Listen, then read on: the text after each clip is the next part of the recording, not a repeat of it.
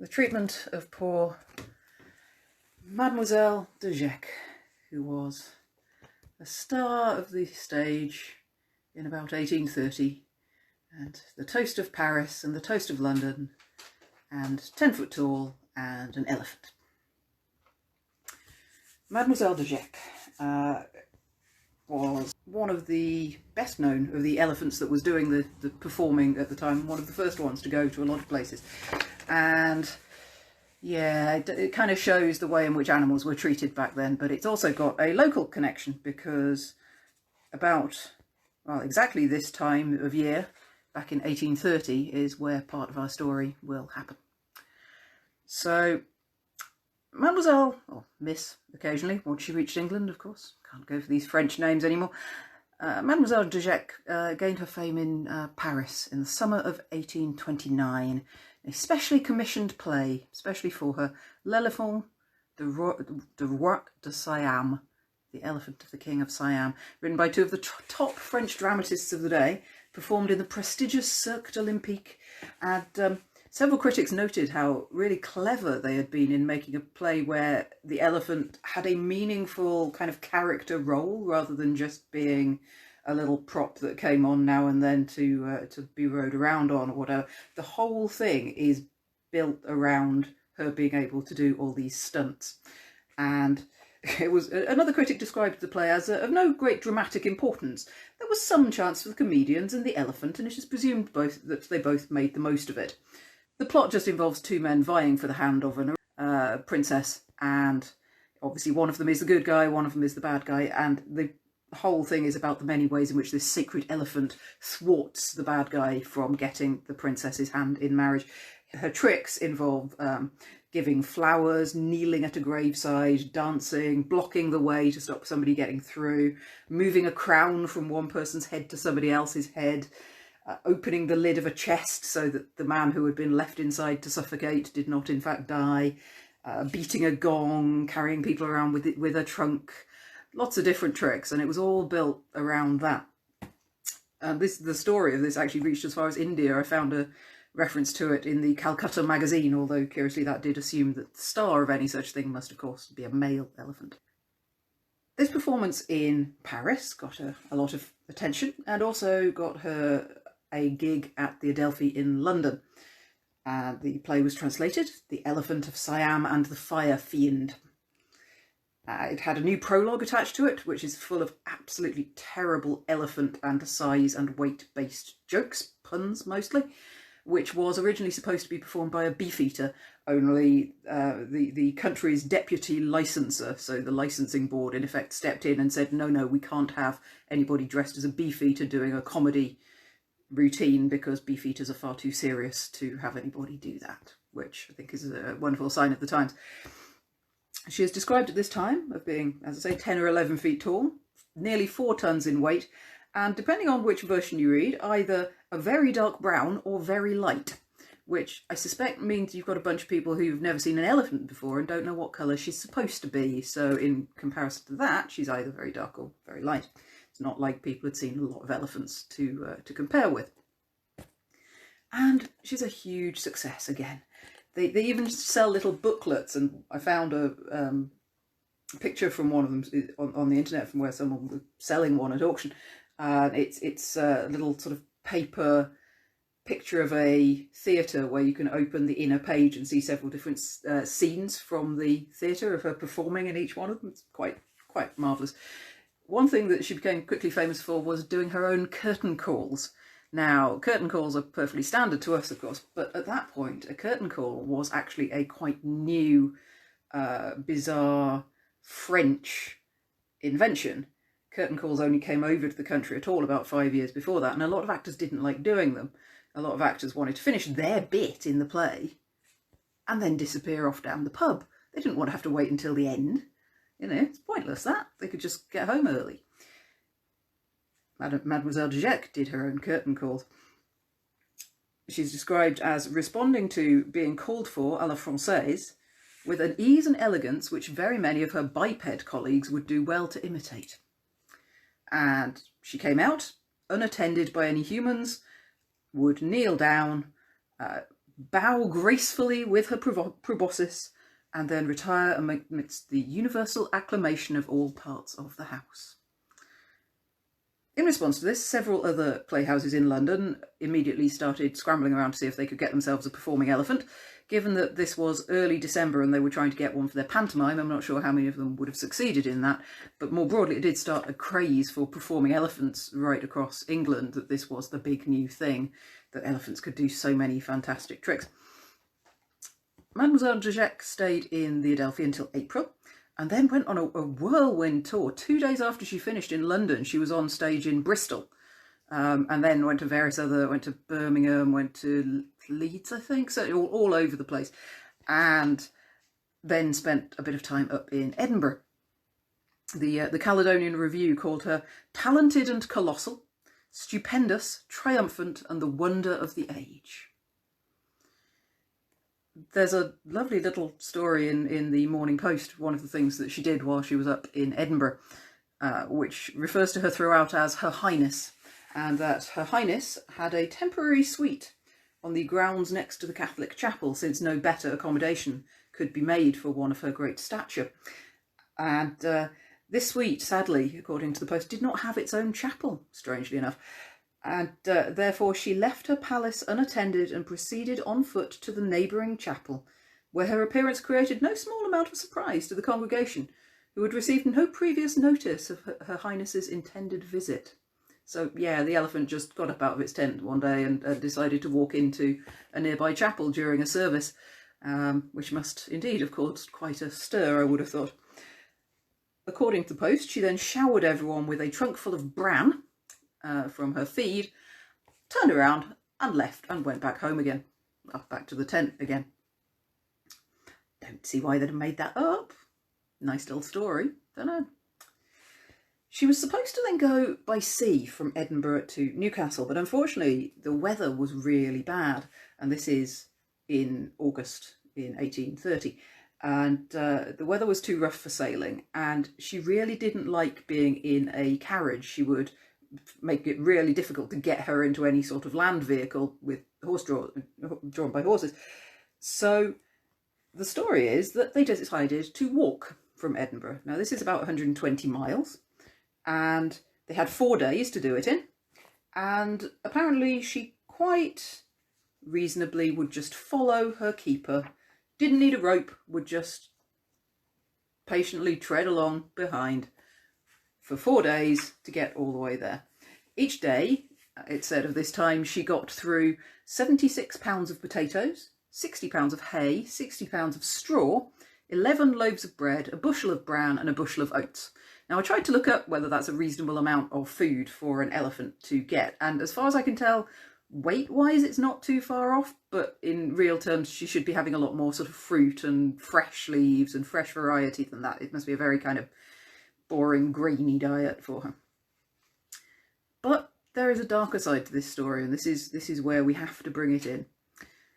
Back the previous December, it had been reported that she'd been sold by Mr. Cross of elephantine notoriety. Love that expression, someone being of elephantine notoriety.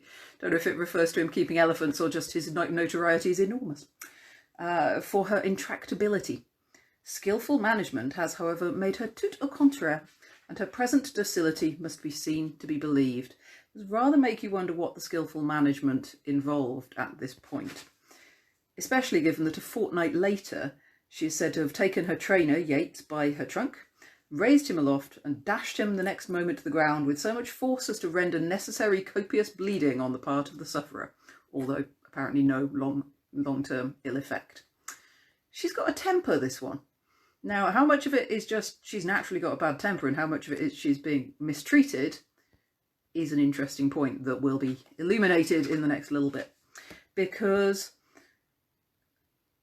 when she reached Morpeth, which according to all the stories is on the 22nd, but that really doesn't make any sense given the distances between Edinburgh and Newcastle, it's pretty much going to have to be the 24th, because it's, 3/4 of the way down. She was still walking, and she was with one of her regular attendants, a chap called Baptiste Bernard, who was an Italian. and she grabbed him by the waist with her trunk and squeezed him till his ribs broke. Or, depending on another version of the story, dashed him on the ground or crushed him against a wall. Whichever one of these things is the case, he died 2 days later.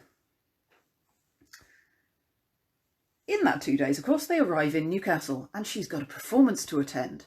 No slacking off just because you've just killed somebody, not for a performing elephant. So they arrived in Newcastle on the 25th. Thousands of people gather all along Barras Bridge to watch her triumphal entry into Newcastle and journey down to the Theatre Royal. Now, this isn't the modern Theatre Royal, the John Dobson building. This is the previous Theatre Royal, which was sort of on the junction of Mosley Street and Dean Street, for those who are familiar with Newcastle. The only way you can tell there was something there now is that there's a little tiny alleyway by that junction, which is called Drury Lane. And of course, that's named after the famous London Drury Lane because it used to have the big theatre next to it. And apparently they all have one of those. They had to enlarge the stage door, especially, to let Mademoiselle D'Jeck in, and it was still considered well worth doing. And she performed that very night. Meanwhile, of course, they've got a dead body to deal with.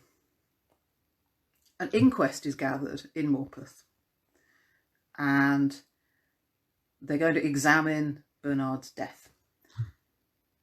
And it came out during this that 3 years earlier, in a drunken rage, Bernard had stabbed her in the trunk with a pitchfork as part of his training. And the way the story was told, she had not forgotten or forgiven this particular slight. As the Newcastle Courant put it, there has never been any cordiality between them since. Having gratified her long-cherished revenge, she appears to have resumed her good temper and obliging deportment. And it's quite fascinating, actually, how all of the newspapers at the time pretty much take Mademoiselle D'Jeck's side on this. It is definitely a sort of narrative of this gentle, intelligent beast which has a talent for revenge when it is provoked. And that's also the way that we prefer to see the story, rather than the possibility that she was just a wild animal. But we don't really know. And of course, the newspapers wanted to believe the best of her. This is her adoring crowd who have just watched her come in, is the audience of the newspaper. As a digression then, it would be lovely to believe that Mademoiselle D'Jeck was led up to plead at some sort of trial, sat in the dock. But that doesn't happen because she's in 19th century England, and that's not a thing really that England has ever done. One could imagine, however, if she had been in, say, medieval France, would have been a very different story, because trials of animals, that really is a thing, just not in this case. If she'd been around in 15th, 14th century France, well, there are almost 200 cases involving animals, full trials with a judge, a jury, an executioner. And quite often these are when a domesticated animal has hurt somebody. That would go to a state court, and if found guilty, they would be treated as if they were murderers, as if they were people, and they would be hanged. The other kind of trial that happened back then was trials against vermin, things like rats and locusts and flies, and those would be ecclesiastical trials, because these animals are not under human control, and therefore, being not under human control, they are things that the civil authorities can't have anything to do with. But of course they, like everything, are still under the power of the church, so the church can still try them for it. So what happened in those cases was the summons would be read out at lots of places where it was thought that those animals might be. Usually it's after they've destroyed a crop. It would be in the places where they had been seen eating, saying you must attend court at this date. Obviously the animals don't turn up, but that means they've been given their chance to plead their case. If they haven't turned up, then they are they're banished from the district, given a certain amount of time to leave, and if they fail to leave, then they are excommunicated. Lots and lots of excommunicated flies and beetles and things like that. What this probably is for is so that people don't need to feel guilty about killing them. They don't have to think that the plague of whatever it was that destroyed their crop came from God, therefore they have to just accept it and not hurt the animals. once the animals are excommunicated, then you can do what you like with them. The particularly funny thing about these cases is that the animals often have defence lawyers. In the criminal cases, for murder and so on, they don't. But in the animal trials, for groups of vermin, they can have a defence lawyer. And I suspect this was something that might have been given to junior defence lawyers to sort of practice their skills, and it's all a bit of a joke. But it was all the proper officials, you know, everything was done by the book. And sometimes it worked. There are obviously many cases where it didn't, but there was a case in Mainz where a swarm of flies are let off and given a chance to reform on account of their youth and small size. They're flies. That's how big flies are. Another lawyer successfully argued that his rat defendants could not safely come into town to hear the summons. They would love to. They want to come and defend themselves, but they can't, because of all the cats and the dogs in the town, and therefore it wouldn't be fair to ask them or to think any worse of them for not coming in. And again, they are let off because the judge has to accept that it would be very dangerous for this bunch of rats to make their way into town. It's brilliant. In another case, which involved a bunch of beetles who'd eaten some grapes, the case went on for 8 months. And because the lawyer was having so much fun arguing in the defence of these beetles, 8 months of people's lives tied up with this. And during that time, some of the locals actually set up a reserve so that the beetles could live safely away from the scene of the crime and away from further temptation. It's a funny old world. Anyway, to move back to Mademoiselle D'Jeck, it is not one of that kind of trial, sadly, fun though that would be to imagine. This is a coroner's inquest. This is a attempt to see, you know, is this a suspicious death, an accidental death, a natural death, and so on. And the conclusion was that this was an accidental death, which kind of makes sense because otherwise, you know, the court doesn't really allow for animal agency in this, and there wasn't a person doing it. But the curious bit is it's an accidental death with, quote, a deodand of 5 shillings on her trunk. So we need to unpack that. A deodand is a legal term from the time, which means the thing, usually an object, occasionally an animal, which was the immediate cause of an accidental death. It's the thing that hit you or fell on you or that you tripped over or whatever.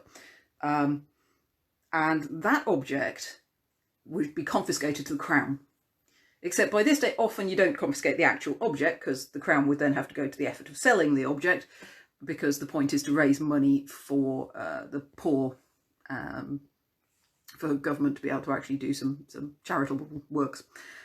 And so usually by this point, what the owner of the object had to do was give its financial value to the Crown as part of the settlement for this accidental death. Of course, this caused all sorts of interesting legal wrangles. What is the proximate cause of a death?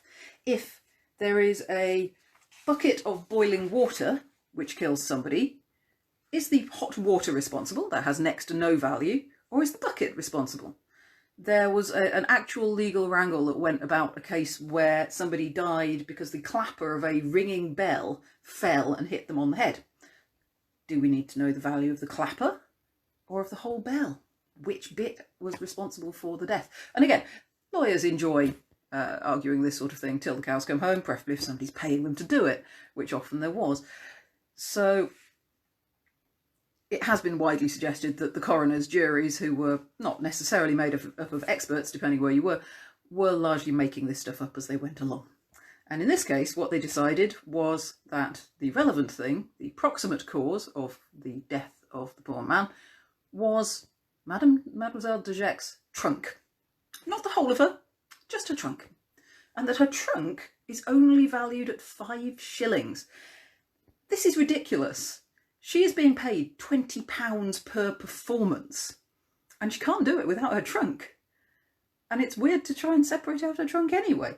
They could have worked out what the actual value of the elephant was. They could have asked the owner what he bought it for, but they didn't. They just called it, oh, it's just a trunk, it's just 5 shillings, have done with it. Which I think does lead you to suspect that they also were of the opinion that it was largely not the elephant's fault or the owner's fault, and that they should not be punished for it. It was the trainer's fault. Apparently he had continued to be cruel to Mademoiselle D'Jeck throughout the intervening time. So yeah, that 5 shilling Deodand does kind of make you think that the jury thought that he had it coming. As an aside again, this particular law on Deodands was abolished only 15 years later, after several high-profile cases where deaths were caused by large pieces of industrial machinery and steam trains. Because the value of a steam train is a lot, and the chances of being killed by one is quite high. So suddenly there were a lot of influential people who thought that that law was not a good thing anymore. Industrial Revolution makes some changes in some unlikely places. As the Courant put it, this was a favourable verdict for Mademoiselle, given the malice that had clearly lurked in her mind for 3 years. She finished her Newcastle engagement, boarded a ship, I think went back to London for a bit, and fairly soon afterwards headed out to America. The Morning Post was still following her adventures like she was a true celebrity, and reported in dramatic fashion that the celebrated Adelphi elephant was obliged to be thrown overboard in a storm on her passage to America. It was in the storm that had to lighten the load of the ship. A week later, a different ship pointed out that no news of the kind has reached Lloyd's of London. And of course it would have done, them being the insurance company involved. And the Post was just wildly speculating on the back of nothing. Who knows, newspapers would do that sort of thing. When she reached America, she was the first performing trained elephant that America had ever seen. So of course she's a massive stir over there. She performed in New York.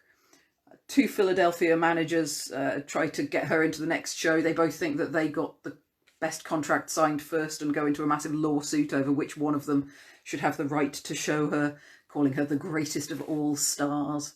And she's been mostly forgotten about. It's kind of sad. After that, she came back to Europe, toured in France for several years, Bavaria, Prussia, Switzerland. In that time, she is also reported as breaking one keeper's arm, killing another keeper who had goaded her to move faster, although that may be some confusion, and also to set fire to her own shed, although it's kind of hard to see how she would manage to do that, unless somebody had left candles lying around or something. In Bruges, a man taunted her by waving sweets in front of her nose and then pulling them away when she got too close, and then giving the sweets to another elephant and then waving them under her nose again. And eventually she knocked him flat very hard to the ground and he complained, but I think you would agree with me that that is completely justifiable behaviour at that time. And there are moments I would have done the same if somebody had done that to me with a nice set of sweets. So there you go. In 1837, she reached Geneva, where she was accused of breaking a priest's ribs. Here, people were less understanding. They actually had form. They'd executed an elephant in 1820 for something quite similar. And again, the authorities demanded her death. And this is where it does get kind of tragic, because, yeah, she was sentenced to be killed. Some of the English papers who reported this said that it was on account of her extreme violence. Others continued to sort of be on her side and blame a long illness and that perhaps she was acting out of pain, which does seem quite feasible. Either way, it's quite hard to execute an elephant. It's possible they tried shooting at her first and that didn't work. What they definitely did was set a 4-pounder cannon and fire cannonballs at her. That did the trick. At which point she was dragged away to be cut up for butcher's meat for apparently no higher a price than any other meat from the butcher would cost. You'd think at least, you know, the meat of an elephant would get you something extra, but apparently not. And to add insult to injury, 21 years later, there's a novel written which makes poor Mademoiselle D'Jeck into a sort of a monster. She's described as the cunningest, most treacherous and bloodthirsty beast that ever played the butcher among mankind. And rather more startlingly, as a 4-legged hussy, which seems a really odd use of word, but presumably it meant something slightly different back then. and that the proprietors were constantly hiding her crimes wherever she went because they, you know, she was a cash cow, a cash elephant. There's certainly several instances of violence, but again, it would make sense for them not to want to admit that they didn't have control of her. But it's easy to imagine that the way she was treated as an intelligent animal was what would lead her to these acts of violence. And she wouldn't be the last for this to happen to. I hadn't expected to find this, but while I was researching this, I stumbled on an academic article which is all about the phenomenon of elephant executions in the late 19th, early 20th century, because that's a thing, apparently. And this article said that they had found 36 executions, of which 14 were done publicly, and that this only really happens with elephants. If a tiger goes out of control or something, they'll shoot it, but not this mass staged event. And that's a really bizarre thing. See why they might do that specifically with elephants. Is it because the elephant is assumed to be more intelligent and therefore to have a knowledge of what it did? Maybe. But yeah, the most famous examples of these are there's Topsy, who was an American performing elephant in 1903. A spectator burned the tip of her trunk with a lit cigar. So she killed him. Again, you can't really argue, can you? It's not a thing. They're very sensitive on the tips of their trunks. It's really not good behaviour. Someone else tried to make her behave herself better. She still kept getting angry. Someone decided she'd be better entertainment value dead than alive. And they set up a public hanging in a amusement park. And it was going to be just a public hanging. The American Society for the Prevention of Cruelty to Animals intervened and said, A, this shouldn't be a great big public thing, and B, are we sure that hanging is going to work? This led to there being a smaller audience. It also led to them attempting to simultaneously, and this is where things go from the tragic to the so overblown it almost funny. They simultaneously hang her, poison her, and electrocute her. It's just crazy. So they feed her cyanide-laced carrots, I think it was, and although there was a smaller audience, it was filmed, and you can watch that film from 1903. It's there. It's on Wikipedia, and it's all over the place. It's horrible. At least the electricity does seem to have killed her quite fast, but that's really not the point. And this bit of film was played in Edison coin-operated kinetoscopes. The ones you put the coin in and look through the little screen at amusement parks. That's the one that is sometimes wrongly attributed to the current wars, to being part of this battle between Edison and Westinghouse. It's not actually true. That had all finished almost a decade earlier. That had got as far as electrocuted horses, but not elephants. Although Edison was tangentially involved in saying, oh, you know, he might have been the one saying, well, we could just electrocute her. That would work. Not quite sure, but it's not part of the main rivalry between the two. The other famous one is 13 years after that. A performing elephant called Mary, again in America, who is prodded in the mouth with a spear by the handler. Boy, get on. She killed him. Everyone's gathered around shouting, kill the elephant. Someone tried to shoot her. That didn't work. The owner agreed to her being hanged, and the next day they hang her. A vet then looks at the body. Only then, afterwards, does a vet look at her and find she has a massively infected tooth where she's been prodded.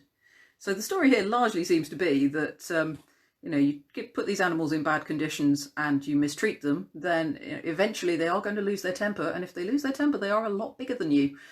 And sadly, at that date, that would then have nasty consequences for the animal in question. The one happy note I can take from all of this is that that is not how these animals are treated anymore, both in terms of people not prodding them with sticks in the first place, and in terms of not expecting them to hold up to human standards of morality.